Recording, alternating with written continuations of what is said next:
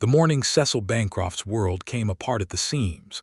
The sky above the Colorado Territory burned a shade of orange so fierce and beautiful it felt like God was trying to apologize for what was about to happen. It was the autumn of 1878, and the ranching country sprawled west of Pueblo was the kind of land that swallowed men whole and spit out their bones without ceremony. The Bancrofts spread 3,000 acres of good grass, reliable creek water, and enough cattle to make a man comfortable for the rest of his natural life. Had stood for 11 years as proof that one stubborn man could carve something worth keeping out of raw wilderness. And then, in the space of a single damp September, it all began to fall. The blight came first, a rot that moved through the feed corn like fire through dry tinder, quietly and completely, until there was nothing left to feed the herd through winter. Then the south fence line, old and overdue for repair. Everyone knew it, but there was never quite enough coin at the right moment gave way during a night squall, and 63 head of prime beef cattle wandered onto the neighboring Coulter Range. By the time Cecil got them back, 18 had been claimed as stray by old Harlan Coulter, who had a lawyer in Denver and a mouth like a spring trap. The bank loan came due in October. Cecil walked into the First Territorial Bank in Pueblo with his hat in his hands and his pride bitten down hard between his back teeth. And the man behind the mahogany desk, a man named Silas Potts who wore his suits too tight and smelled of pomade, told Cecil Bancroft, 31 years old, twice weathered and 3/4 broke, that the bank was prepared to begin foreclosure proceedings unless he could produce $940 by the 1st of December. $940 might as well have been 940 stars pulled from the sky. Word traveled the way it always did in ranching country, fast, and dressed up meaner than the truth. By the time the story made its circuit from Pueblo to Canyon City and back through every small town and trading post in between, Cecil Bancroft had supposedly lost everything, drunk himself senseless in the barn, and was barely feeding himself, let alone his remaining cattle. Men at the feed stores shook their heads with the kind of relish that only poorly disguised itself as sympathy. Women at the dry goods counters dropped their voices and clucked their tongues. Even Cecil's nearest neighbor, a decent enough man named Porter Webb, pulled Cecil aside one cold afternoon and said, with genuine sadness, "You know, Cece, there's no shame in walking away from a fight you can't win." The whole territory, it seemed, had decided that Cecil Bancroft was finished. Cecil stood in the middle of his own yard that evening, the wind coming down hard off the mountains, rattling the loose shutter he had promised himself he would fix 3 times already, and he thought that maybe they were right. Maybe finished was what he was. The word sat in his chest like a cold stone.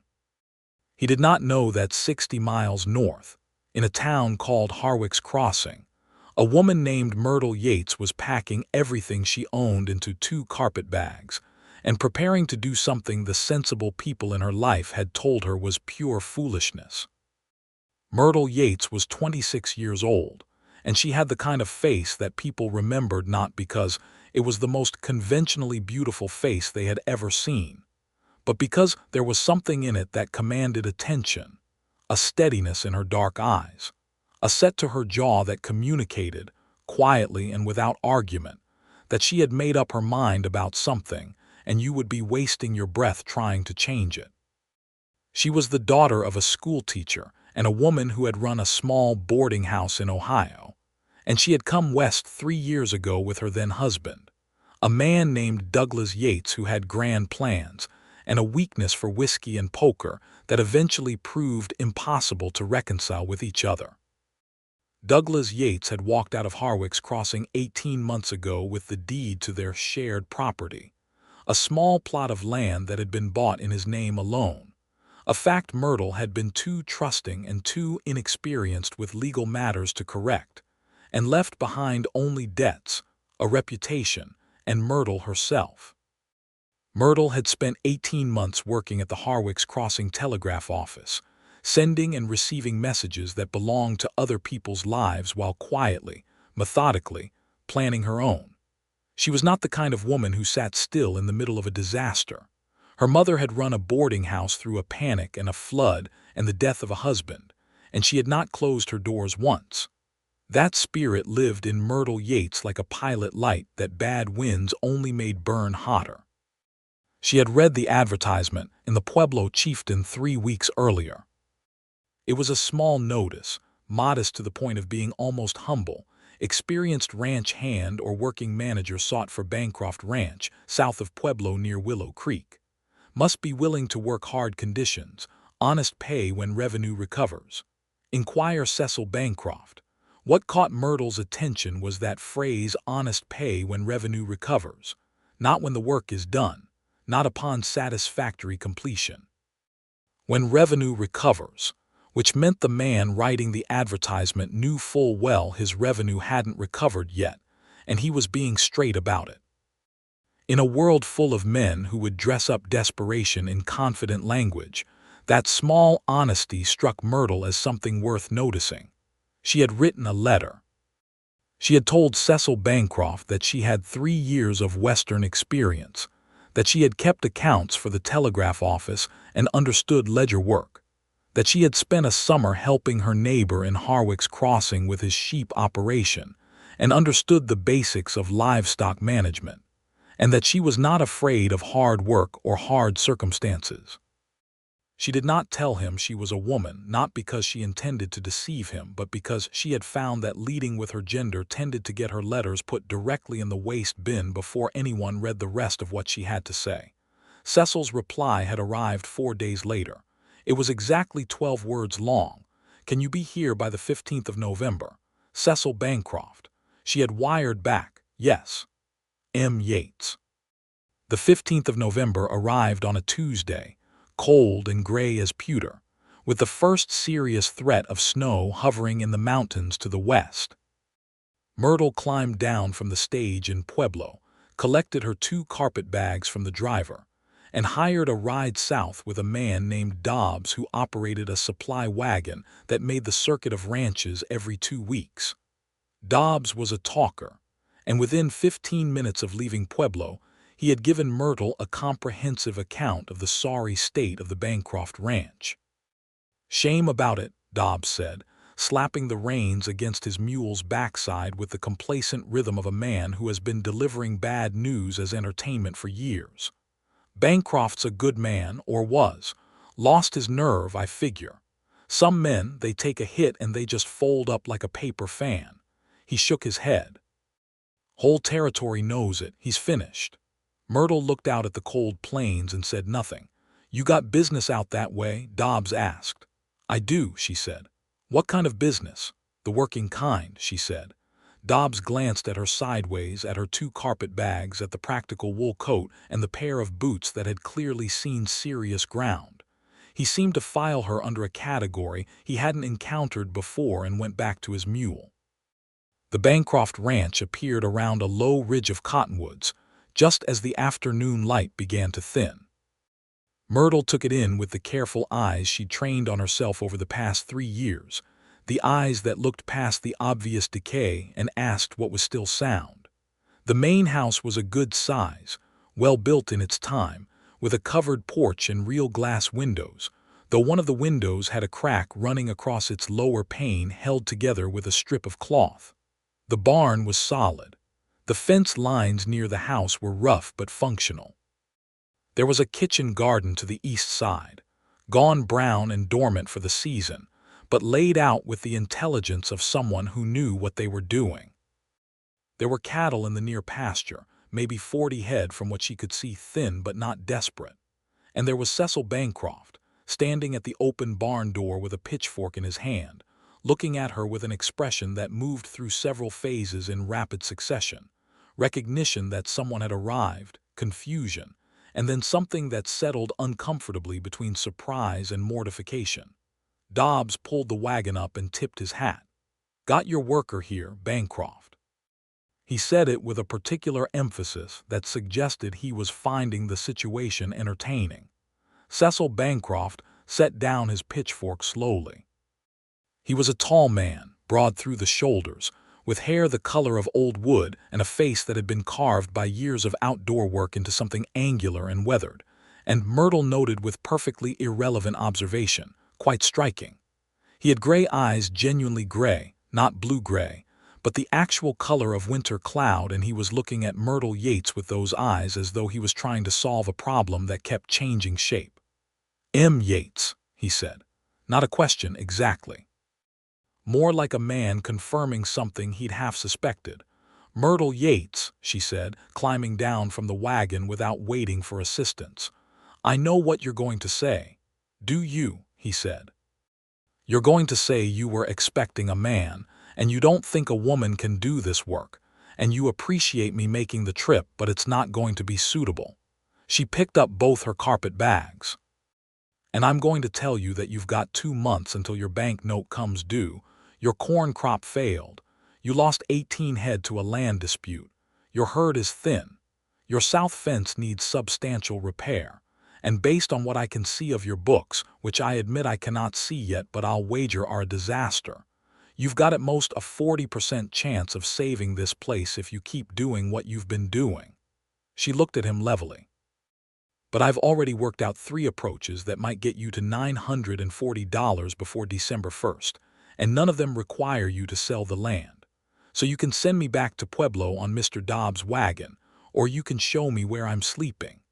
The silence that followed was long enough for Dobbs to make a small sound of suppressed amusement and start his wagon moving again. Cecil Bancroft looked at Myrtle Yates for a full count of 10 seconds.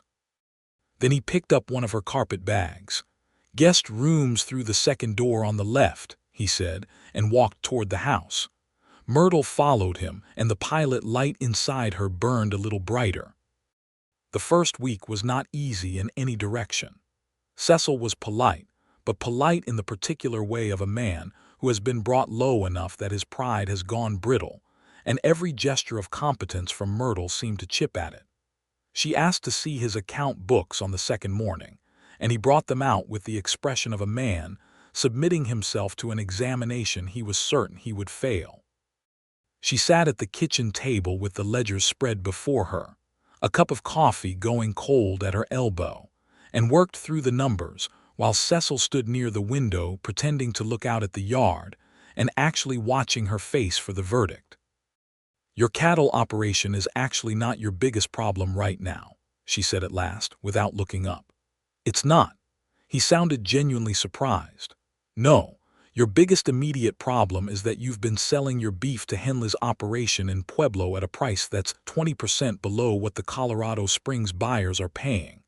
You've lost money on every sale for the past year, not because your cattle are poor quality, but because you haven't had time to go looking for a better buyer." She finally looked up. "Your cattle are actually decent quality, probably better than you think. You've been too busy putting out fires to notice." Cecil was quiet for a moment. "How do you know what the Colorado Springs buyers are paying?" "I worked at a telegraph office," she said. "I read everything. It's not prying, it's paying attention." Something shifted slightly in his expression, not quite a smile but the precursor to one. "All right," he said. "What are the other 2 approaches?" She pulled a piece of paper from the inside of the ledger. She'd been making notes since 6 that morning. "You have a property boundary on the northeast corner that touches the old Whitmore Trail, which isn't technically a public road, but is used as one by 3 neighboring ranchers who cross your land every week. You've been allowing it for free out of neighborliness. There's no legal obligation to continue that, and there's also nothing wrong with formalizing it as a paid easement reasonable rate, nothing punishing. $30 a year from each of 3 ranchers is $90 you haven't been collecting." He stared at her. "Nobody's ever going to pay for something they've been getting free." "They will if the alternative is adding 4 miles to their trip," she said simply. "The third approach takes a little more time and more work." She turned the page. "Your creek, Willow Creek, on the western boundary, runs through land that's currently doing nothing except growing grass. That water is reliable year-round. A man named Thomas Garrett in Pueblo has been trying to establish a truck garden operation for 2 seasons, but can't secure reliable water rights. Your creek runs with more water than your cattle currently need, especially through spring and early summer. A limited water lease would bring in cash without compromising your operation. Cecil pulled out the chair across from her and sat down for the first time that morning, leaning forward on his elbows. His gray eyes were focused on her in a way that was different from the polite but distant attention he'd been offering all week. This was actual attention, the kind a man gave when something had genuinely caught him. "You worked this all out since you got here," he said.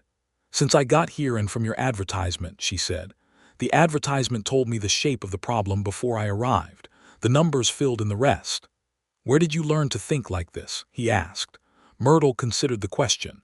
It was a genuine one, not a challenging one. "My mother ran a boarding house in Ohio through a bank panic and my father's death and a flood that took the porch and half the root cellar," she said. "She used to say that a problem is only a wall if you stand in front of it looking at it straight on. Come at it from the side and it starts to look more like a door." She picked up her coffee cup, found it cold, and set it back down without complaint. "I've had a few years of my own problems that put her lessons to practical use." He didn't ask about those years, and she appreciated that. There would be time for history later, or perhaps there wouldn't be, and either way she was here to work. "I can't promise you that all three of these will come together fast enough for December 1st, she said honestly. "The Colorado Springs buyer is the most important piece. I can write the letter today if you'll let me use your name. The easement conversations will take time because people don't like admitting they've been getting something for nothing. The water lease might be the fastest if Garrett is as eager as his advertisements suggest, but I want you to understand this is hard work against a hard deadline and it might not be enough." Cecil nodded slowly. "You told me at the start there was a 40% chance if I kept doing what I was doing." "Yes. What are the chances with your plan?" She looked at him without flinching. 65. Maybe 70 if the Colorado Springs buyer moves quickly." "Better odds," he said. "Better odds," she agreed. "All right, Myrtle Yates," he said, and something in the way he said her name, careful and considered, as though he was testing the weight of it, made her chest do something she hadn't asked it to do. "Let's get to work." The letter to the Colorado Springs cattle buyers went out that afternoon. The conversation with the Whitmore Trail ranchers, a pair of brothers named Aldous and Frank Reese, and a stubborn old widower named Herb Tanner began the following morning when Myrtle rode out on Cecil's second horse, a steady bay mare named Adelaide, to pay calls. She had expected the conversations to be difficult, and they were, but in different ways than she'd anticipated. Aldous Reese, who she visited first, was simply confused. Nobody had ever asked him to pay for something he'd been doing for years, and the concept took a while to settle into his thinking. But he was a fair man, and once Myrtle laid out the arithmetic with the same matter-of-fact clarity she brought to everything, he nodded and said he'd talk to his brother. Frank Reese was suspicious, as though the request was some kind of trick leading to a more unpleasant request later. Myrtle sat on his porch in the cold November air and answered every question he asked with the direct patience of a woman who had spent 3 years answering questions at a telegraph counter, and eventually he ran out of questions. Herb Tanner was the hardest case. He was a man in his mid-60s who had been in the territory long enough to remember when none of these fences existed, and the land ran open as far as a man could see, and he viewed property agreements of any kind with deep personal resentment. He told Myrtle, with considerable colorful language, what he thought about newfangled arrangements and what he thought about the Bancroft spread in general, and what the whole territory knew about Cecil Bancroft's prospects. Myrtle sat on Herb Tanner's porch and let him talk until he stopped. Then she said, "Mr. Tanner, I hear you, and I understand that this country has changed faster than any man should have to watch it change. But Cecil Bancroft is a good rancher in a bad season, and $30 a year is less than the cost of the fence repairs on your south pasture that I noticed need doing as I rode in. I'm not here to squeeze anyone. I'm here to make a fair deal that keeps a working ranch alive and gets everyone home in time for supper." Herb Tanner looked at her for a long, measuring moment. Then he sighed, the long sigh of a man conceding something against his better theatrical instincts. $30, he said, "and I want it in writing that the rate don't change for 5 years." "Done," said Myrtle, and pulled the draft agreement out of her coat pocket. Herb Tanner stared at it. "You brought the papers already." "I was fairly confident," she said pleasantly. He laughed, a short, surprised bark that clearly hadn't been invited, and signed his name. Back at the ranch that evening, Cecil was in the barn doing the evening feeding when Myrtle came in to tell him about Herb Tanner. She stood in the lantern light holding 3 signed easement agreements, and the expression on Cecil's face when she laid them on the fence rail beside him was something she found herself wanting to remember. It was not just relief, though there was relief in it. It was something closer to wonder. The look of a man who had stopped believing that good things could still happen and been proven wrong.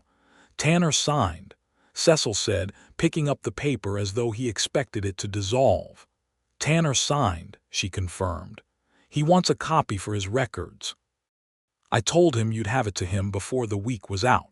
Cecil set the paper down carefully and looked at her. The barn was warm with the animal heat of the cattle, and the lantern made everything amber and close, and for just a moment neither of them said anything. Then Cecil said, very quietly, "Thank you, Myrtle."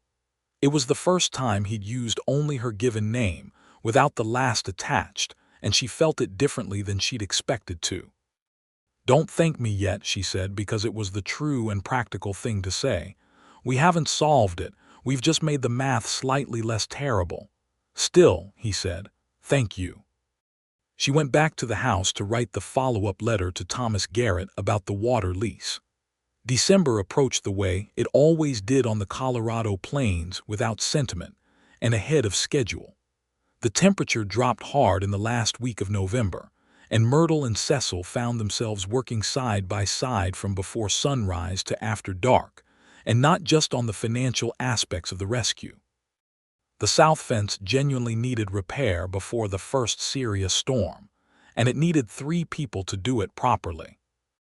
Cecil's only remaining hired hand, a young man named Walt Giddens, who was 17 years old and absolutely devoted to Cecil in the loyal, uncomplicated way of someone who has nowhere else to be, was working the fence too, and the 3 of them spent 2 days driving posts in frozen ground and stringing new wire until Myrtle's hands were raw under her gloves. Cecil noticed. On the second evening he appeared at the kitchen door while she was writing letters with a small tin of salve that smelled of pine resin and something else she couldn't identify. He set it on the table beside her without a word, just a brief glance at her reddened hands, and then away. She put it on without being asked and found that it worked remarkably well. She didn't make a thing of it, and neither did he. But it sat in the air between them after that, a small, warm fact. Thomas Garrett wrote back within a week of her letter, faster than she'd hoped, and his terms were reasonable. He wanted access to Willow Creek water from April through August, for which he offered $80 per season with a 3-year commitment. Myrtle wrote back accepting on Cecil's behalf, and asked for a first payment advance of $40 to seal the arrangement, citing the immediate season's preparation costs. It was a slight liberty, and she told Cecil what she'd done before the reply went out. Cecil looked at the letter she drafted. "Will he agree to it? He wants that water badly enough," she said, "and $40 in hand is a reasonable ask when you're committing to a 3-year contract. It's not unusual in commercial arrangements." He nodded, reading through the rest of the letter. "Your writing is very good," he said, almost to himself. "My mother made sure of it," Myrtle said. She said a woman who could write clearly and think on paper had a tool that nobody could take from her. Cecil was quiet for a moment. "She sounds like a remarkable person." "She was," Myrtle said, with the particular economy of language that people use when the loss is real but settled. "She died in the winter of '75, pneumonia." He looked at her with the careful attention of a man who understands grief. "I'm sorry," he said, and the simplicity of it was better than an elaborate condolence. "Thank you," she said. And then, because it seemed like a natural turn, "What about your people?" "Parents are both gone," he said. "Father died before I came out here, 1864, during the war. Mother passed 2 years after I built the house. I think she held on long enough to see that it was real, and then she let herself go." He said it without excessive emotion, factually, the way people in hard country talked about hard things. "I have a sister in Missouri. We write at Christmas." "Do you wish you had family closer?" she asked. He considered it genuinely. "Some days," he said. "Other days the space is what I need." She understood that completely and told him so. The reply from Thomas Garrett arrived on the 22nd of November. He agreed to the advance. The $40 arrived 3 days later by money order. On the 26th of November, the reply from the Colorado Springs cattle buyers arrived. Their name was Whitfield and Sons, a family operation out of Colorado Springs that was expanding its operations south, and they were very interested in Bancroft beef. The price they offered per head was 18% higher than what Henley had been paying in Pueblo. They wanted to ride out to inspect the herd before committing to a purchase, and they could be there by the 5th of December. Cecil read the letter standing in the yard with snow beginning to fall around him, fine and dry and purposeful, and his expression was the most complicated thing Myrtle had seen on a human face in years, hope and disbelief, and something that was fighting very hard not to be overcome. "December 5th, he said. "That's cutting it close for the 1st of December deadline." "Then we need to convince the bank to give us until the 5th, Myrtle said, "which is also achievable. Come inside and let's write the letter." She wrote to Silas Potts at the First Territorial Bank that same afternoon, explaining with precise and documented detail that the Bancroft Ranch had secured new commercial agreements totaling significant forward revenue, that a cattle buyer inspection was scheduled for December 5th, and that a brief extension to December 10th would enable Mr. Bancroft to make full payment on his note plus the incurred interest. She laid out the numbers, attached copies of the easement agreements and the Garrett water lease, and ended with a paragraph that was polite but carried beneath it the quiet, unarguable firmness of a woman who knew her ground. "You don't pull your punches," Cecil observed, reading over her shoulder. "Not when the situation doesn't warrant it," she said. "Silas Potts is a banker. He responds to documentation and clean arithmetic. Sentiment won't move him, but a clear demonstration that his investment is recoverable will." "How do you know what moves Potts?" She glanced up at him. "I've dealt with his type, men who use a desk and a suit to make themselves feel taller than they are. They want to believe they're making sound business decisions, not personal ones. Give them the numbers in order and they'll call it wisdom." Cecil smiled. It was the widest smile she'd seen from him, and it changed his face considerably, took years off it, made the gray eyes warm. "You have a particular way of seeing people," he said. "Is that a compliment or a warning?" she asked. "Both, probably," he said. They stood close together in the kitchen, the letter between them on the table, and the snow outside making the windows gray, and something was present in that moment that neither of them had named, and both of them had been aware of, growing steadily like a fire that has found good wood, for the past 2 weeks. Myrtle turned back to the letter and made one small correction to the final sentence. Cecil went to put the kettle on for coffee. The moment passed without being addressed, but it left something behind. The bank wrote back on the 30th of November, one day before the original deadline, granting an extension to December 12th, not the 10th, but better than nothing, contingent on receipt of documented proof of pending sale. Myrtle had that letter drafted and in the post within the hour. The Whitfield and Sons buyers arrived on schedule on the 5th of December.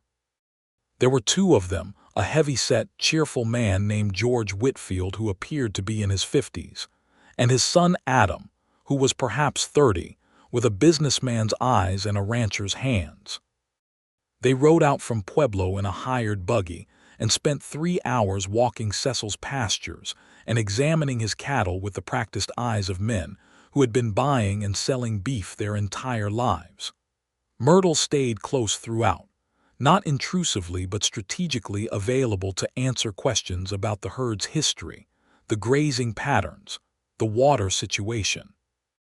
She had spent the previous 4 days pulling together everything she could find about the cattle's provenance and condition from Cecil's somewhat scattered records, organizing it into a clear written summary that she was able to reference when George Whitfield asked specific questions about bloodlines and calving rates. George Whitfield looked at her with the raised eyebrow of a man reassessing a situation. "You've got yourself quite an operation manager, Bancroft," he said to Cecil. Cecil stood beside Myrtle and said, "Yes, I do," with a plainness that she felt in her solar plexus. The price they settled on was $420 for 22 head of prime stock, with a commitment to return in spring for a further purchase contingent on the winter results. $420 plus the Garrett advance of $40, plus the Reese and Tanner easement payments, which had all come in by the first week of December, $30 from each of the 3 trail users, put the total at $540. It was not $940, but it was more than half, and the spring Whitfield commitment was worth putting on paper. Myrtle sat with Cecil that evening at the kitchen table with the money counted out between them and worked the numbers 3 different ways, looking for an angle. Cecil was quiet beside her, not defeated, but honest about the shortfall. They were still $400 short. "The spring commitment," she said. "If we can get Whitfield to put a deposit in writing now against the spring purchase, even a partial one, say, $100 against a purchase of that size, that changes things." Cecil looked at her. "You think he'd do that?" "I think he liked what he saw today, and I think a formal commitment with a deposit protects him as much as it helps us. It secures his access to good beef. Good buyers know that the best herds have multiple buyers chasing them, and the early commitment locks in his price." She paused. "I can write to him tonight." "Myrtle," Cecil said, and something in his voice made her stop writing. She looked up. He was looking at her with an expression that had moved past the professional regard that had been the texture of their relationship until now, and moved into something more open and more dangerous and more alive. "What you've done here in the past 3 weeks, I need you to know that I understand what it has meant. Not just the practical part. The part where you walked into a situation that the whole territory had already written off and you didn't accept that verdict. You didn't let it stand." She met his eyes. The kitchen was warm and dim, lit by the oil lamp on the table, and the snow was pressing against the windows again. "Finished is just a word," she said. "It doesn't have to mean what people think it means." "Where did you get that from?" he asked. "Myself," she said simply. "I've been called finished before, by my husband when he left, by the landlord who tried to take my room because a woman alone was bad for his establishment's reputation, by a dozen well-meaning people in Harwick's Crossing who thought they were being kind when they were being surrendered dressed up as concern." She looked down at the numbers on the page. "I decided a while ago that the word finished only means something if you sit down and agree with it. If you keep moving, it doesn't apply." Cecil was very still. Then he reached across the table, not toward the money or the papers, but toward her hand, the one with the still-reddened knuckles from the fence work, and covered it with his. It was a deliberate gesture, not accidental, and warm, and it asked a question without words. She turned her hand and let his fingers close around hers, and that was her answer. Neither of them said anything for a moment. The fire in the hearth ticked and settled. Outside, the wind moved across the roof with a long, drawn sound. "I'll write the letter to Whitfield tonight," she said, because the work was real and the deadline was real, but her hand stayed in his while she said it.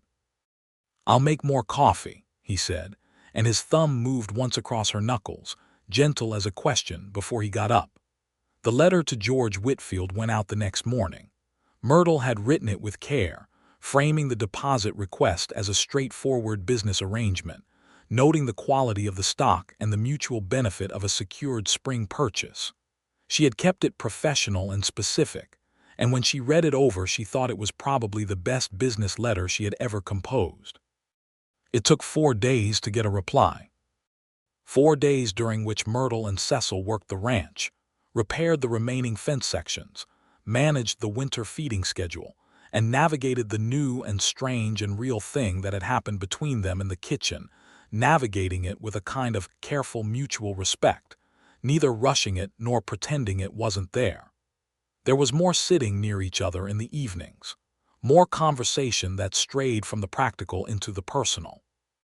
More of those moments where one of them said something and the other looked up and smiled, and the smile lasted a beat longer than efficiency required. Walt Giddens noticed and said nothing, being 17 and wise enough not to. Whitfield's reply arrived on the 10th of December. He agreed to a deposit of $125 against the spring purchase, payable immediately upon receipt of a formal written agreement. He had drafted the agreement himself, a generous and fair document that George Whitfield clearly had experience with, and enclosed it for signing.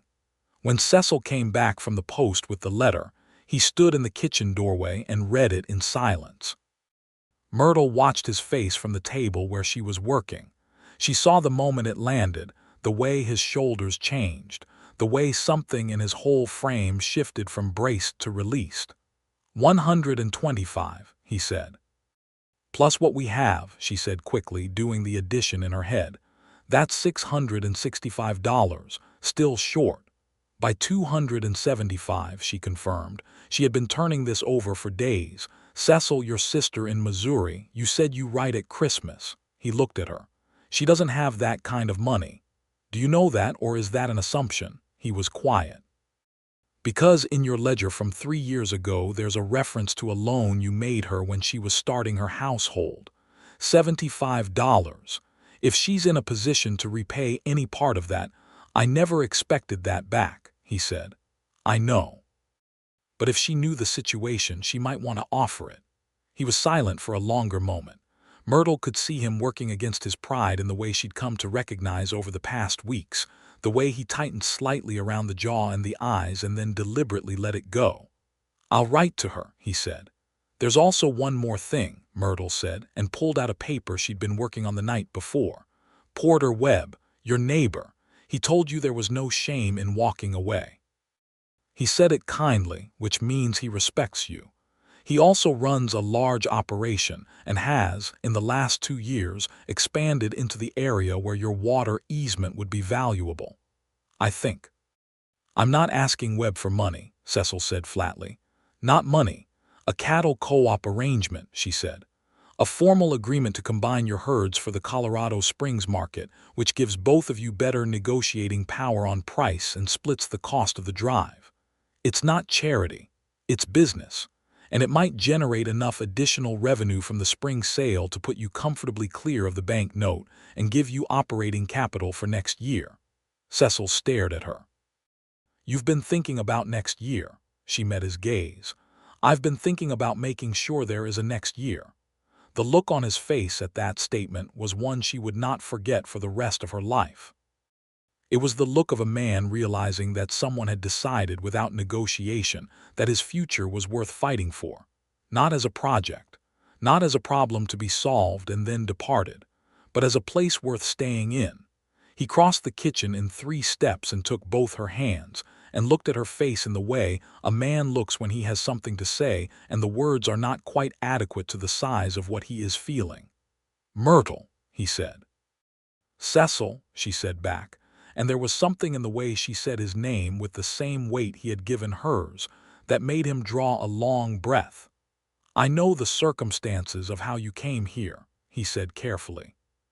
And I know you had a husband who left, and I know you've built yourself something strong out of what that situation left you. I'm not asking you to build me into anything. I just want you to know that somewhere in the last 3 weeks, this place for me has stopped being what I'm trying to save and has started being where I want to stay. And a very significant part of that is you. Myrtle looked up at him. Her heart was doing something it had not done in a long time, something that felt like warmth without caution attached, which was not a thing she had allowed herself in several years. I know what I came here for, she said, and I know what I've found instead. And I'm not frightened of that, Cecil. I want you to understand that. I'm not the kind of woman who walks away from something real." He leaned down and kissed her, soft and deliberate, the way a man kisses a woman when he means it to be a beginning and not just a moment. And the cold December light came through the repaired windows, and the fire crackled in the hearth, and the wind walked away across the roof without drama. The letter to Cecil's sister, Clara, went out that afternoon along with the signed Whitfield agreement. Clara's reply arrived in 6 days, faster than expected, and it was warm and clear and enclosed a bank draft for $100, along with a letter that said, among other things, that she had been waiting for Cecil to ask for anything for 3 years and was grateful he finally had. She also noted, in a postscript that Myrtle read with genuine fondness, that whoever had helped Cecil write his recent letter to her had better handwriting than Cecil ever did, and she hoped he would introduce them soon. The Porter-Webb conversation happened on a bright cold morning, with Cecil riding the 3 miles to Webb's place and having the conversation himself, without Myrtle, which she had suggested, because some things needed to be between men, and she had understood the difference between managing a negotiation and giving someone the tools to manage their own. Cecil came back in the early afternoon with a handshake agreement for a spring co-op arrangement that would, at minimum, add a further $200 to the spring revenue picture. He swung down from his horse and found Myrtle patching the crack in the kitchen window, standing on a chair with a pot of glazing compound and a determination that was visible from across the yard. "Webb said yes," he called. She turned on the chair carefully, because it was a chair and not a ladder, and looked down at him with the kind of smile that a woman gives when she knew something was going to work, but she still feels the satisfaction of it landing. "Of course he did," she said. "He also said, and he was embarrassed to say it, which is why I'm going to repeat it, that he told you the last time you came by to talk to the Reese brothers that he thought you were the most sensibly determined woman he'd ever met in the territory." Myrtle stepped down from the chair and looked at him. "Is that your second-hand way of agreeing with Porter-Webb?" "It might be," he said. On December 12th, Cecil Bancroft walked into the First Territorial Bank in Pueblo with $990 in cash and money drafts, representing the cattle sale, the Whitfield deposit, the Garrett water lease advance, the easement payments, and Clara's $100. He sat down across from Silas Potts, who had arranged his face into its customary expression of professional sympathy, and paid the note in full plus interest. Silas Potts looked at the money with the slightly deflated expression of a man who had been quietly anticipating a foreclosure and found himself deprived of it. He processed the payment with complete correctness and said stiffly, "I'm glad the Bancroft operation has found its footing." "So am I," Cecil said, standing and picking up his hat. "Good day, Mr. Potts." He came back to the ranch as the sun was setting, painting the western sky the same fierce orange it had been the morning everything came apart, and Myrtle was in the yard with Walt, who had managed to get a new section of corral fence spectacularly crooked, and was looking at it with the baffled expression of someone who genuinely couldn't identify where things had gone wrong. She turned when she heard the horse and read Cecil's face across the distance of the yard, the way you can only read a face when you've been paying close attention to it for a month. She walked to meet him as he swung down. He held out the bank receipt without a word. She took it, looked at it, and felt the tension she had been carrying in her shoulders for 30-odd days release in a single, quiet exhale. "Done," she said. "Done," he confirmed. Walt from the corral said, "Did we get it?" in a voice that was trying to be casual but absolutely wasn't. "We got it," Cecil called back. Walt let out a sound that started as a whoop and was dampened into something more dignified as he clearly remembered he was trying to appear older than he was, and went back to looking at his crooked fence post with renewed purpose. Cecil looked at Myrtle in the last amber light of the day. "What happens now?" he said, and the question had more layers in it than the practical one. "Now," she said, "we fix Walt's fence post, eat supper, and talk about the spring operation. And then, when the practical things are organized, you take me for a ride along the creek and show me this land the way you love it instead of the way you've been fighting for it. I've been working on this ranch for a month, and I haven't seen it when it wasn't a battlefield. He looked at her with those gray eyes that she had learned to read the way she read accounts ledgers precisely, with full attention, finding the real meaning under the surface line. The creek is beautiful in the morning when the ice is new, he said. If you can be up before first light. I'm always up before first light, she said. He smiled, the full, warm version that she had now decided was the best smile she had encountered in her 26 years of encountering smiles, and picked up his horse's reins. Supper first, then, he said. I'll cook. You've cooked every night for 3 weeks. You cooked twice, she corrected, and both times it was edible. Barely, she said, and the laugh that came out of her felt like something she'd been keeping in storage, old and good, and finally let out into the air. Christmas came to the Bancroft ranch quietly and with an unexpected generosity. Clara Bancroft arrived from Missouri on the 22nd, having written that she intended to spend the holiday with her brother, and the letter had arrived only 2 days before she did, which Myrtle suspected was deliberate. She had the sense that Clara knew she might be talked out of the trip if she gave Cecil enough notice to argue. Clara was 34, a capable and clear-eyed woman who had been widowed herself 4 years prior, and had established a seamstress business in her Missouri town that kept her comfortable if not rich. She arrived with 2 trunks, an abundance of Christmas cookies wrapped in cloth, and the barely contained energy of a woman who has heard about someone interesting and intends to form her own opinion. She formed it in approximately 20 minutes. Myrtle had been in the root cellar making a catalog of the winter food stores when Clara arrived. She'd been meaning to do it for 2 weeks and kept finding more urgent things.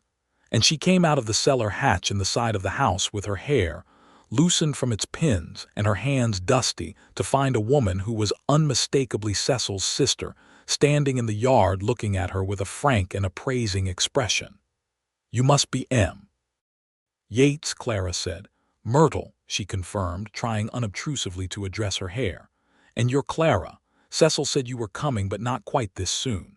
"I know," Clara said pleasantly. "That was intentional. He would have spent 3 days tidying things up and been nervous the whole time. This way I get to see the real version." She looked around the yard with the eyes of someone cataloging what they see. "The real version looks much better than I expected from his letters last autumn. The fence line is straight, the barn door doesn't drag, and he told me the ledgers are organized." She looked back at Myrtle. "He didn't say much about you, specifically, except that you were the best business thinker he'd ever met, which, coming from Cecil, is practically a declaration of love." Myrtle felt heat come into her face that she did not entirely endorse. "He's very kind," she said carefully. Clara's expression was the warm, knowing expression of a woman who has watched her brother for 34 years and is not interested in either of them pretending. "Come inside and have coffee with me," she said, "and tell me everything." Clara stayed through the new year. The 3 of them spent Christmas in the warm kitchen with a pine bough brought in from the tree line, and some of Clara's cookies, and a bottle of good whiskey that Porter Webb had sent over as a neighborly holiday gesture. They talked about history and plans and the land, and Clara told stories about Cecil as a boy that he endured with the particular patience of a man who knows his sister is incapable of being talked out of a good story. Myrtle told stories about her mother and the boarding house, and at some point during the evening she realized that she had not felt this simple, uncomplicated warmth in a room in longer than she could precisely name. On New Year's Eve, after Clara had gone to bed, announcing her intention to do so with the transparent tactfulness of a woman making a deliberate choice, Cecil and Myrtle sat by the fire in the main room, and Cecil said something that he had clearly been composing for a while. "I want to ask you something," he said, "and I want you to know before I ask it that there is no version of the answer that changes what you've built here, or what your position here is, or what I think of you." So please don't factor any of that into your answer." Myrtle put down the book she'd been reading and looked at him. "I want to ask you to stay," he said. "Not as the ranch manager, though you are and should continue to be, because you're better at it than I am, and that is just the God's honest truth. I want to ask you to stay as my partner, in all the ways that word can mean." He stopped. "I'm not eloquent, I know that. You're the one who can write a letter that moves a banker. I don't have those words. But I know that this place is better with you in it, and I know that I am better with you here. And I know that what I feel for you is not something that was manufactured by circumstance. The circumstance just meant we spent enough time together fast enough that I understood it sooner than I might have otherwise." Myrtle looked at him for a long moment. The fire was the only sound in the room. Outside, the last night of 1878 was crisp and black and full of stars.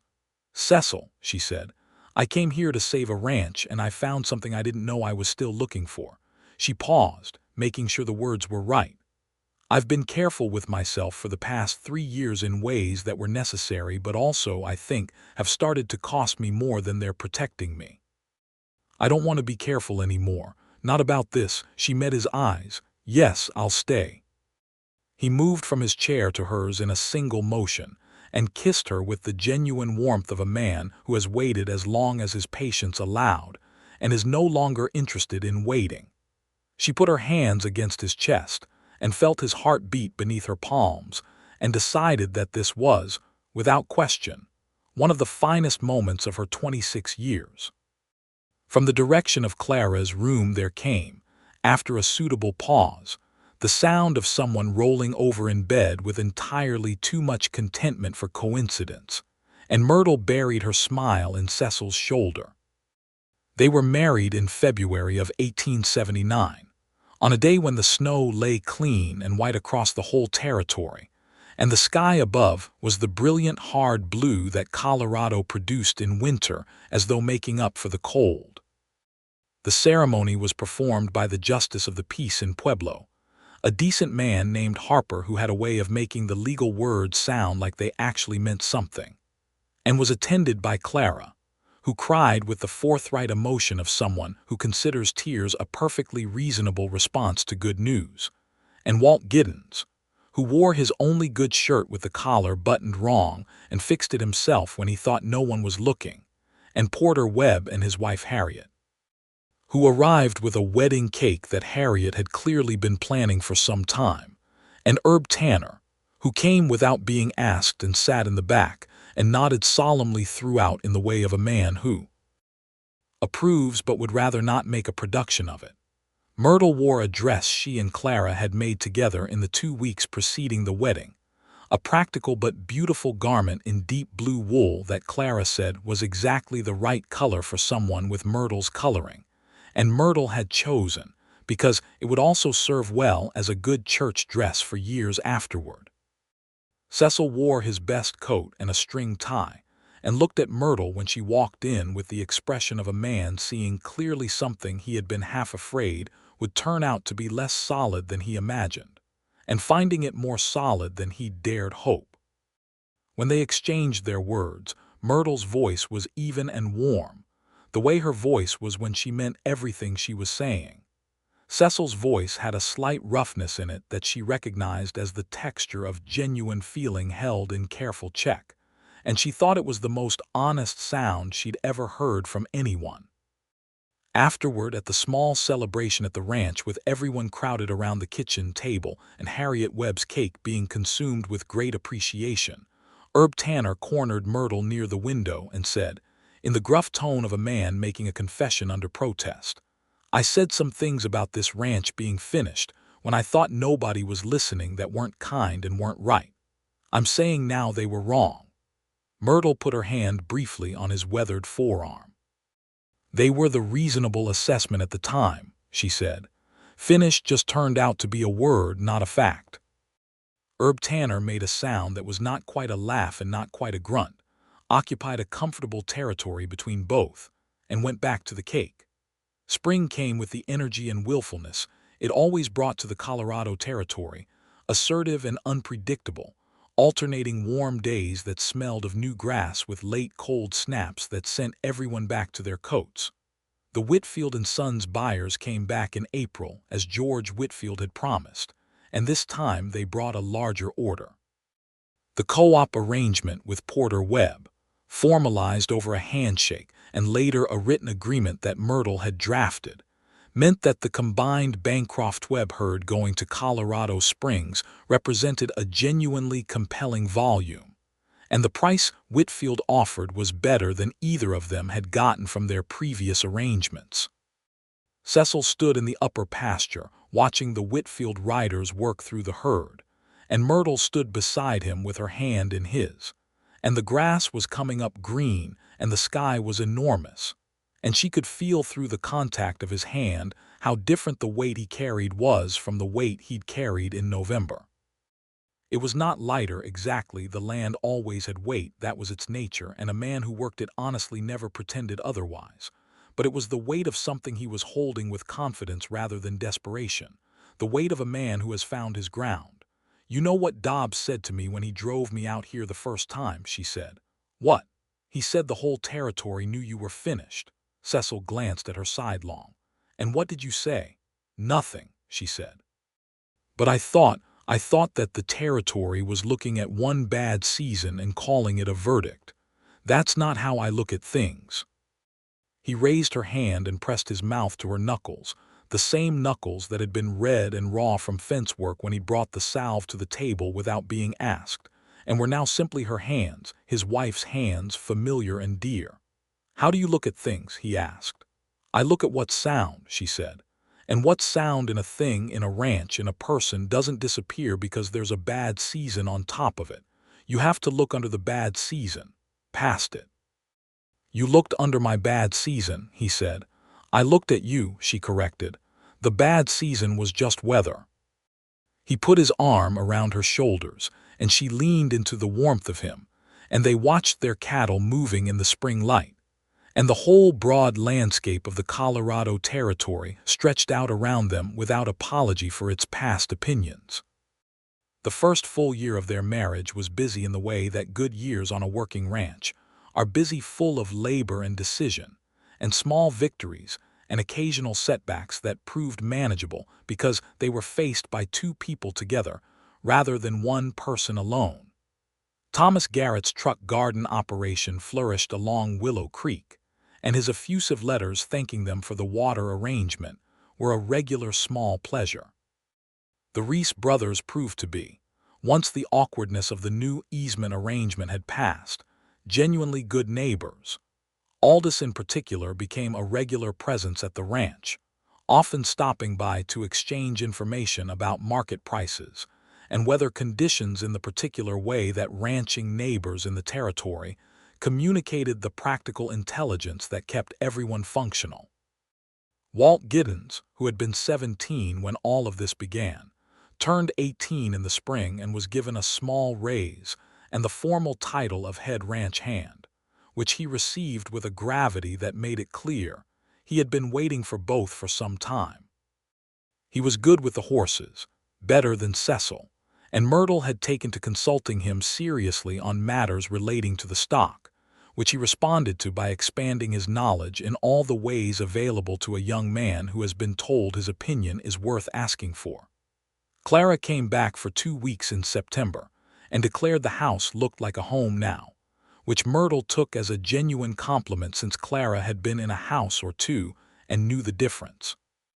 She brought a pattern for a braided rug, and she and Myrtle spent several evenings working on it at the kitchen table while Cecil read, and Clara told more stories about Cecil that he endured with a slight improvement in patience from February.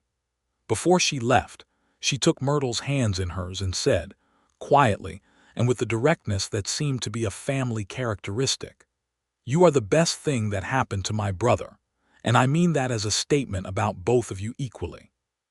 You're the best thing for each other." Myrtle hugged her, which Clara received with the slight surprise of a woman not accustomed to being hugged but genuinely glad about it. In October, Myrtle told Cecil she was expecting their first child. She told him in the kitchen, where all their most important conversations seemed to happen, where the ledgers had been spread out and the plan had been written and the hands had touched for the first time, and the question had been asked and answered. She told him simply and directly, because those were the only ways she knew how to tell something important, and she watched his face move through the same complicated sequence of phases she'd first observed in November of last year in this same yard. Then his face settled into something that was purely, uncomplicated, unguarded joy. He came around the table and put his arms around her carefully, as though she were both the most familiar and the most astonishing person in the world, and held her for a long time without saying anything because he didn't need to. "The baby will be born in spring," she said against his shoulder. "Good," he said. "Spring is the right season for new things." He was right. The baby arrived in the late days of April 1880, in the same way that the Bancroft Ranch itself had arrived at its current good state through considerable hard work, some difficulty, and an outcome that made all of it worth the effort. It was a boy. A substantial, opinionated boy with Cecil's gray eyes and Myrtle's particular set of expression that suggested he had already formed views about the world and would be communicating them shortly. They named him James, after Myrtle's father, who had taught school and believed in a life well applied to its own possibilities. The middle name was Elias, after Cecil's father. James Elias Bancroft arrived in the world in the back bedroom of the ranch house, while the April wind came through the new windows, the cracked pane having been properly replaced in January, and Walt Giddens waited in the yard with the unfocused restlessness of a young man who doesn't know what to do with himself during an important event. When Cecil came out to tell him the news, Walt shook his hand with the seriousness of someone marking a historic occasion. "A boy," he said. "That's good. A boy will be useful on a ranch." "All children are useful on a ranch," Myrtle called from the bedroom window, which she had opened for air, "if you raise them right." "Get Walt some coffee, Cecil. He looks like he's been standing out there worrying for hours." 3 hours, Walt confirmed with relief, accepting the subsequent coffee as his due. James Elias Bancroft grew with the particular speed of ranch children, who seemed to metabolize the open air and the practical business of a working property into growth at a faster rate than any other kind. He was walking before his first year was out, and following his father around the yard by the time he was 2 with the absolute confidence of someone who has decided he belongs in a place, and nobody is going to suggest otherwise. Myrtle watched them from the porch one evening when James was 2 years old, the two of them at the corral gate, the boy's small hand in his father's large one, both of them regarding the horses with the same particular tilt of the head that she had come to recognize as the Bancroft way of looking at something worth understanding, and she felt the fullness of the moment in her chest like a chord struck clean and true. Cecil looked back at her over his shoulder and smiled. She smiled back. In the spring of 1881, the Whitfield Co-op arrangement had been running for 2 full years, and the Bancroft Ranch was solidly operational, clear of debt, and carrying a small but real financial reserve for the first time in Cecil's memory. The herd was now 68 head of good quality beef and growing. The water lease with Thomas Garrett had been renewed at a slightly better rate. Walt Giddens, who had turned 20 and developed both a beard and a reputation as one of the best young handlers in the area, had taken on a second young hand named Roy Decker to assist with the expanded operation. Myrtle told Cecil in April that there would be a second child in November. "November," he said. "November is when everything important happens." "Not everything," she said. "December was important. February was important." "All right," he said. "Multiple important months. November holds a special place." "It does," she said, and leaned up and kissed him in the particular way that she had developed over the 2 years of their marriage, brief and warm and certain, the kiss of a woman who has stopped rationing herself and means every bit of what she gives. The second child arrived on November the 17th, 1881, in a hard frost that froze the water in the barn trough overnight and required Walt to break the ice with a hammer before the morning feed. She was a girl. A determined, clear-voiced girl who made her opinions about being born absolutely known from the first moment. They named her Caroline, after Cecil's mother, who had held on long enough to see the house was real and then let herself go. Middle name was Frances, after Myrtle's mother, who had run the boarding house through a panic and a flood and the death of her husband, and had not closed her doors once. Caroline Frances Bancroft was, from her very first days, a person of decided character. James, who was 18 months old and had expected to remain the singular focus of the household, adapted to his sister's arrival with the philosophical acceptance of a child who has been raised by practical people and has inherited their pragmatism. He remained interested in horses and the outdoor life. Caroline, from the time she could communicate preference, was interested in the kitchen, in numbers, in books, and in having things explained to her accurately, which Myrtle recognized with a warmth that was half amusement and half recognition. The land around the Bancroft Ranch changed in those years the way the Colorado Territory changed incrementally, and then suddenly, with more people arriving each season, more towns taking shape, more roads and telegraph lines threading through what had been open range. Some of these changes were good, better market access, more reliable supply lines, a doctor who set up practice in the growing town of Riverside, 3 miles south of the ranch. Some were harder to reckon with. The Arapaho people who had traveled through this land for generations had been pushed onto reservations by the time the Bancrofts were building their life there.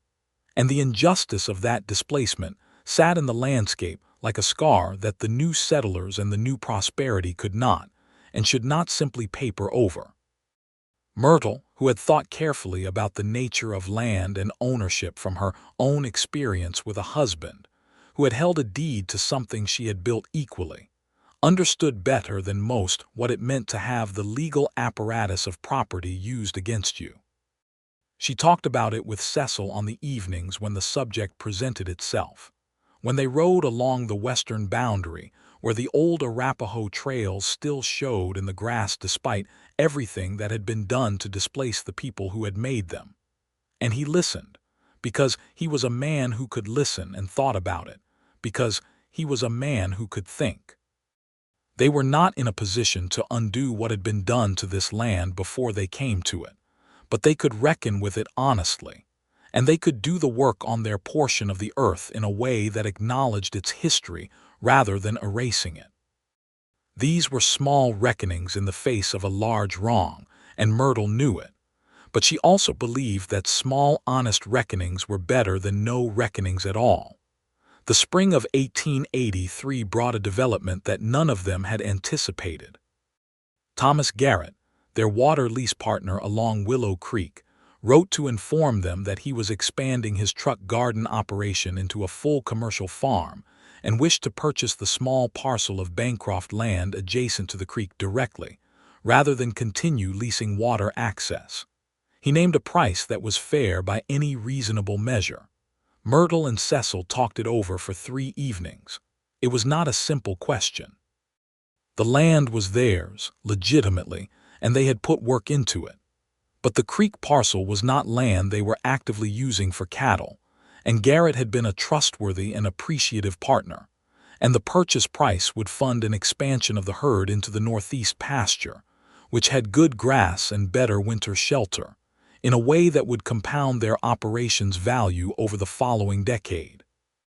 "It's good land to sell," Myrtle said on the 3rd evening, with the particular tone she used when she'd been working through a problem from multiple angles and arrived at a settled position. "Not because it's not worth keeping, but because Garrett will put it to use that the territory needs, and will put the capital to use that our operation needs. Both things being true at once doesn't mean either is wrong." Cecil nodded. "What's the one thing that gives you pause?" She appreciated that he knew there was one thing. "I want to see the deed drawn carefully so that the creek access remains shared and not restricted," she said. "Garrett's a good man, but his operation will grow, and I don't want a situation in 10 years where there's a fence argument over Willow Creek. Write that into the sale agreement, he said. I already have, she said, and pushed the draft across the table. He read it, made one small note in the margin about a clause relating to seasonal variation in water flow, and handed it back. She read his note and incorporated it. The agreement went to Garrett the following week, and he signed it without amendment. The sale funds went into the Northeast pasture expansion in the spring of 1883. Walt Giddens, now 22 and as capable a ranch hand as the territory had, managed the fencing project with Roy Decker and 2 additional seasonal hands. And by the summer the Bancroft herd had grown to 91 head, and the operation had the comfortable, settled competence of something that has been through fire and emerged better organized. Herb Tanner died in the summer of 1883, at 71, in his sleep, which was the kind of death people in hard country considered a reasonable outcome. He had signed his trail easement renewal without complaint the previous year, and had taken to stopping by the Bancroft ranch occasionally for coffee, always arriving at a time that managed to coincide with whatever baking Myrtle was doing, which she suspected was not a coincidence. He had held James up to look at the horses once, grumbling in a way that completely failed to conceal how much he was enjoying it, and had told Caroline, when she was learning to read at the kitchen table, that reading was the most important thing a person could do, and he was glad someone was teaching her properly. His land passed to a nephew who came out from Kansas to claim it, a young man named Dale Tanner who had his uncle's stubbornness but somewhat less of his old-world resentment of change, and who proved to be a reasonable neighbor in time, though it took a season. James Bancroft, at 3 and 4 and 5, absorbed the ranch the way a plant absorbs sun, naturally, completely, without appearing to try. He could name every horse in the barn by 2, knew the difference between a heifer and a steer before he was 3, and was riding with Walt by the time he was 5. On a patient old pony named Copper that Walt had specifically selected for the purpose and trained with the careful attention of someone who has decided a child's first experience with a horse will be positive. Myrtle watched her son on that pony in the early morning light, Walt walking alongside with the lead rope loose in his hand as a formality, and felt the particular satisfaction of watching something small become itself. Caroline, meanwhile, was 3 years into demonstrating that she was going to be exactly the person her name suggested, strong and clear and impossible to knock over. She was reading by 4, which Myrtle had encouraged without pressure, because her own mother had believed strongly that the love of reading was a gift that could only be given, never forced. Caroline had opinions about everything, including the management of the kitchen, the arrangement of the garden, the qualities of the ranch horses, and, increasingly, the mathematical organization of the ranch accounts, which she had begun to sit in on because she had noticed Myrtle doing them, and decided it was something she wanted to understand. "She's going to run the whole thing one day," Cecil said one evening, watching Caroline explain to James with complete authority why a particular horse ran better on cooler mornings. "She might," Myrtle agreed. "Or she might run something entirely different. Either way, she'll run it well."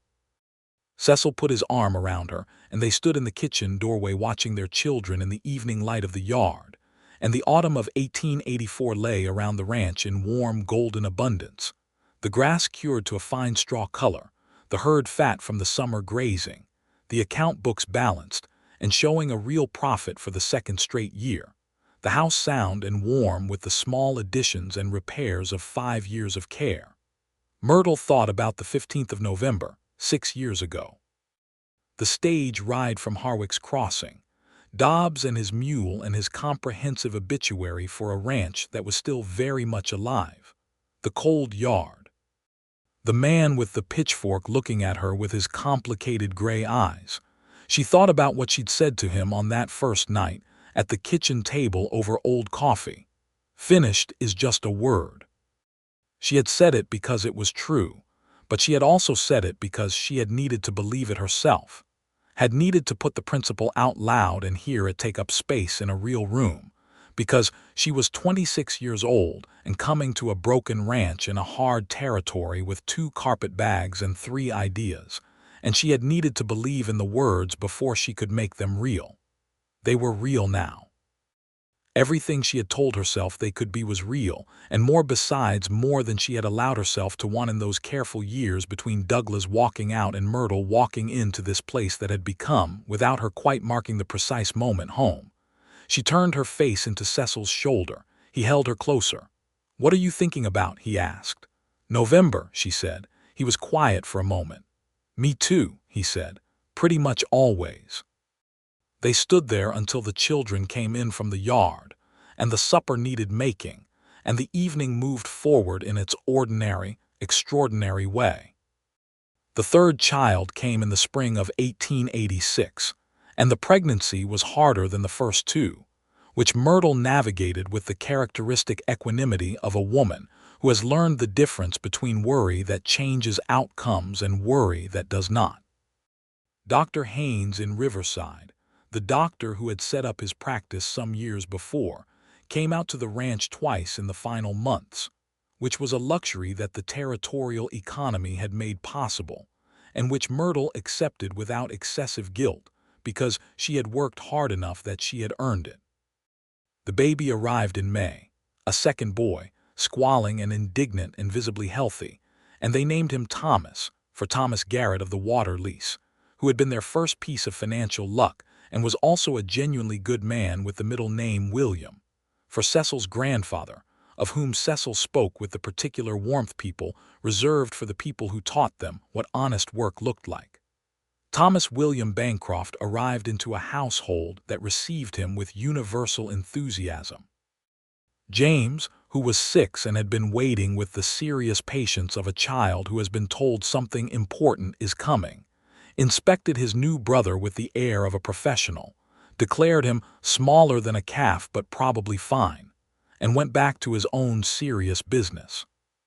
Caroline, who was 4 and had been hoping strenuously for another girl, briefly reassessed Thomas and decided that he was acceptable and would do, and then spent the next week informing everyone in his vicinity what he needed before he could indicate it himself, which led Myrtle to observe to Cecil that their daughter had either considerable empathic gifts or an extraordinary commitment to managing situations.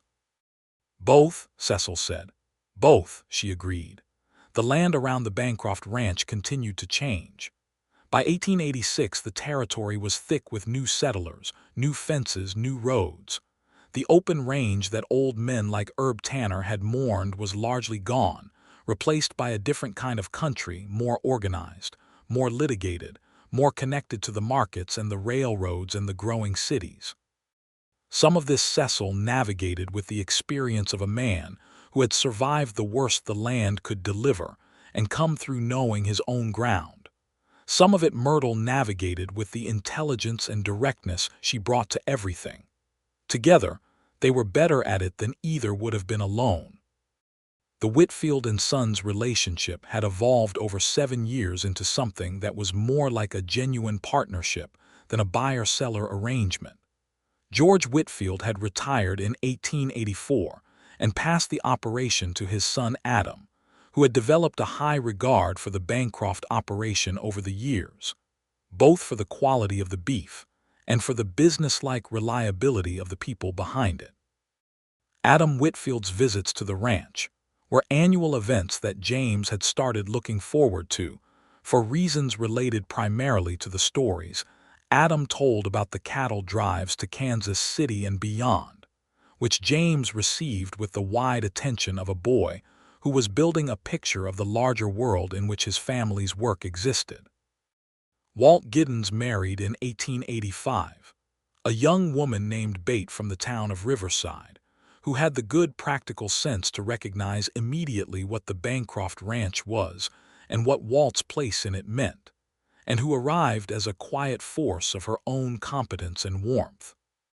Myrtle and Bate became, over time, The kind of friends that the territory produced when it was at its best, friends built on practical shared work and mutual respect, and the bedrock of honesty between women who had no energy to waste on pretense. Walt built a small house on the north corner of the ranch property, which Cecil had offered to him as part of a formalized permanent employment arrangement that was better for both of them than the old informal arrangement, and the Giddens household became a natural extension of the Bancroft one. The third child's arrival prompted a practical expansion of the ranch house, a project Cecil had been noting on the mental list he kept of improvements for the past 2 years, and which Myrtle now agreed had become necessary rather than optional. They added a room on the east end for the children, and expanded the kitchen by 6 feet, which Myrtle had wanted since the first winter when she realized that a kitchen was the working center of a ranch household and should have been built larger to begin with. Cecil and Walt and Roy Decker did most of the construction work over the course of a summer, with the focused physical energy that large projects produced in people who spend most of their time managing small ones. James helped where he could, and where Cecil judged him safe, which James accepted as reasonable, though he clearly would have preferred a broader definition of safe. Caroline observed with the assessment of someone taking notes. Thomas, at one, watched everything from Myrtle's hip with the large, interested eyes of a child who has already decided the world is worth paying attention to. When the room was finished and the kitchen was expanded and the whole house sat solid and added to in the evening light, Cecil put his hand flat against the new wall and Myrtle put her hand beside his, and neither of them said anything because the thing that needed saying was the same thing the house itself was saying, which was that this was real and permanent and built to last. They wrote to Clara that fall with news of the expansion and photographs. Clara had requested photographs, and they had arranged a visiting photographer from Pueblo who came out on a commission that included several other area ranches and was genuinely useful to everyone. The photograph of the whole family that came out of that session was kept on the mantelpiece in the front room. Cecil, with his gray eyes looking into the lens with the candid directness he brought to everything, Myrtle beside him with her hand in his, and the set expression that people who knew her read as warmth and people who didn't know her read as seriousness. James standing in front of them with the look of a boy trying to hold still. Caroline beside James with the look of a girl who has already processed the instructions and is now slightly bored by the waiting. And Thomas on Myrtle's hip, looking in completely the wrong direction with absolute confidence that he was doing the right thing. Clara wrote back that it was the best photograph she had ever received, and she was having it framed. The years that followed built on themselves the way good things do, not without difficulty, because the land and the climate and the market did not simplify their demands, but with the particular texture of a life that is meeting its challenges from a position of strength rather than a position of desperation. There were bad winters and dry summers. There were market fluctuations that required the kind of rapid financial thinking that Myrtle had been doing since before she arrived.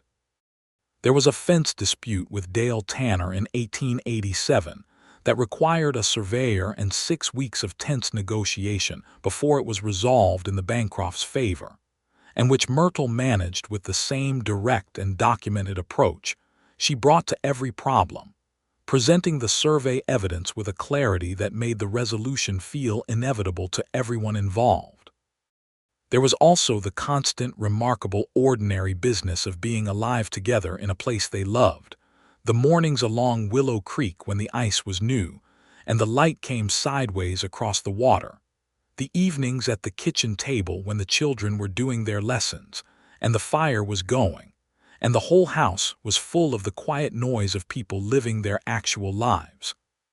The spring cattle drives with the Whitfield Co-op that James started riding on when he was 10, and that Caroline declared herself ready for when she was 9, which led to a family conversation that ended with Myrtle saying, "She's right that she's ready," and Cecil saying, "I know she's right," and Caroline, saying with the expression of someone who had known this was going to be the outcome, "I brought my boots."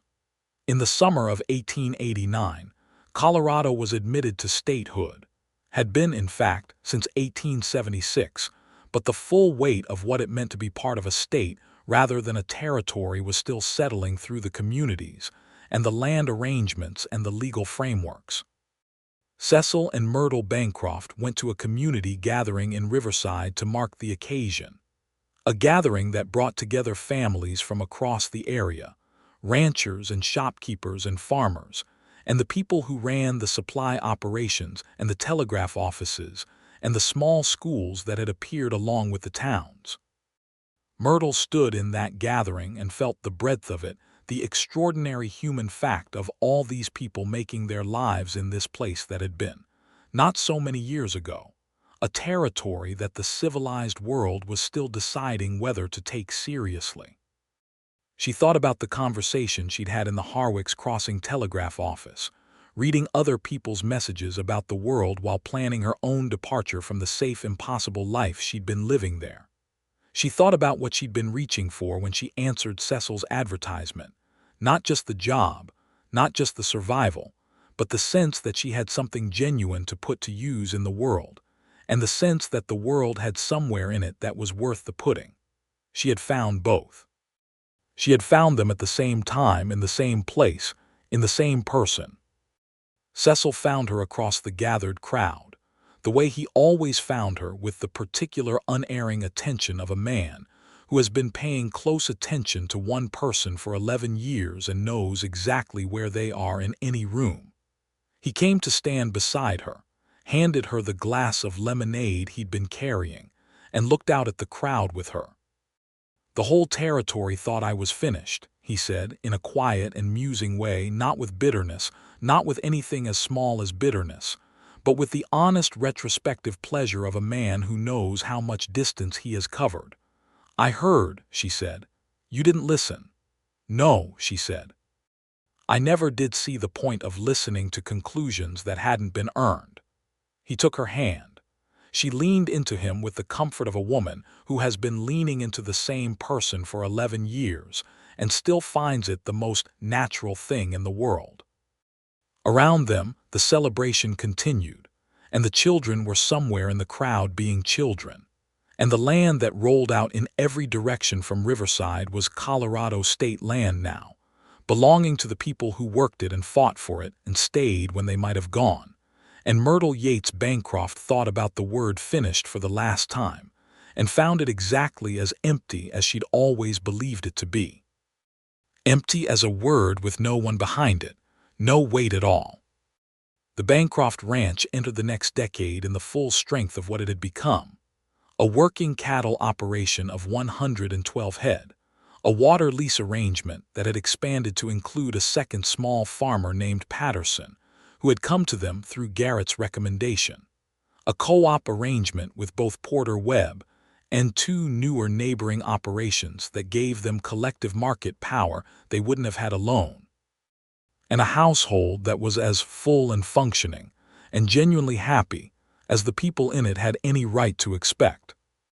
James Bancroft, at 12, was his father's clear inheritor in the physical work of the ranch, and in the particular quality of attention he gave to animals and land. He was steady and patient, and occasionally so reminiscent of the man Cecil had been before his bad season that it made Myrtle catch her breath with a particular tenderness. Caroline, at 10, was already doing meaningful account work alongside Myrtle, not as a lesson, though it was that too, but as an actual contribution to the operation, because she was genuinely capable, and Myrtle had never believed in keeping useful people away from useful work on the grounds of age or expectation. She had her mother's way of arriving at clarity from the inside of a complicated problem, and her father's directness, and something of her own that was both of those things and something more. Thomas, at 4, was at the stage of development where he wanted to do everything anyone else was doing immediately and entirely, regardless of his actual capacities, and the household managed this with the good humor that comes from people who have enough stability to find things funny. He was going to be the tallest of the three, and he had Myrtle's dark eyes and Cecil's voice, and a laugh that could be heard from the far pasture. Clara visited every year now, without exception. She had sold her seamstress business in Missouri in 1887 and established a new and larger operation in Colorado Springs, which put her close enough that visiting was a matter of an afternoon's travel rather than a major undertaking. She had found, in the relative proximity of her brother and his family, a particular contentment that her letters had been hinting at for years, the contentment of belonging somewhere specific, in relation to specific people, rather than the free-floating competence she had maintained beautifully but alone for the decade following her husband's death. She spent 2 weeks at the ranch every summer and Christmas every winter, and the children treated her as a full and expected fixture of their lives, which was exactly what she was. One September evening in 1890, with the cooling of the year just beginning to register in the morning air, and the aspens in the mountain draws beginning their gold turn, Cecil and Myrtle sat on the porch in the last of the light after the children were in bed. The ranch was quiet, with the particular quiet of a place that has been well worked and is resting. The cattle were bedded. The horses were in. The lamp in Walt and Bates' house on the north corner was lit, warm and small against the dark. 12 years ago this November, Cecil said. 12 years, Myrtle agreed. You came off Dobbs' wagon with 2 bags and a plan. 3 plans, she corrected, and a 4th one forming.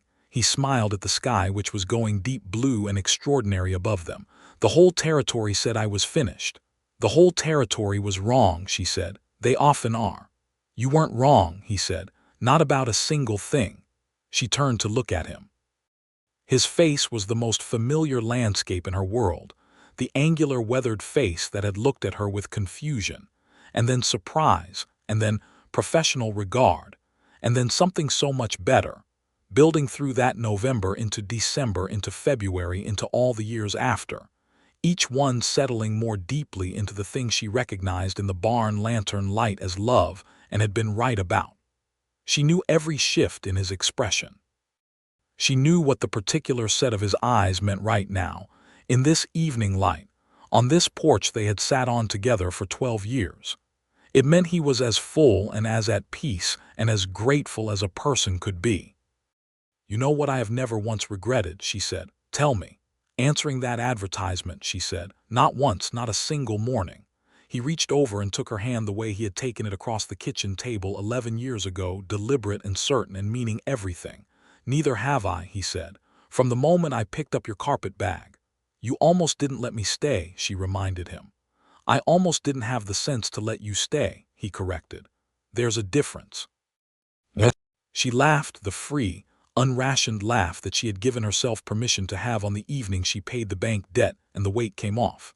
And the Colorado night was wide and clear around them, and the stars were out in number, and the Bancroft ranch sat solid on its good ground with its repaired fences, and its sound barn, and its accounts in order, and its family inside sleeping, and the whole territory lay around them in the dark, quietly and entirely wrong in every verdict it had ever delivered. Myrtle Yates Bancroft rested her head against her husband's shoulder and listened to the sound of the land they had made together, and the silence between them was the good kind, the kind that only happens when there is absolutely nothing left unsaid. Finished, she thought. What a small, empty word that was. What a limited and unnecessary thing for anyone who kept moving forward. The creek ran on in the dark toward Thomas Garrett's prospering fields. The cattle breathed in the pasture. The horses moved in the barn with the easy sound of animals who are well kept and know it. Walt's lamp went out at 9, as it always did. The mountains to the west were black shapes against a lighter sky. Cecil pulled her gently closer, and Myrtle Yates, who had come to this land with 2 carpet bags and the absolute conviction that finished was just a word, settled into the warmth of the life she had built and let the night be exactly what it was. Complete.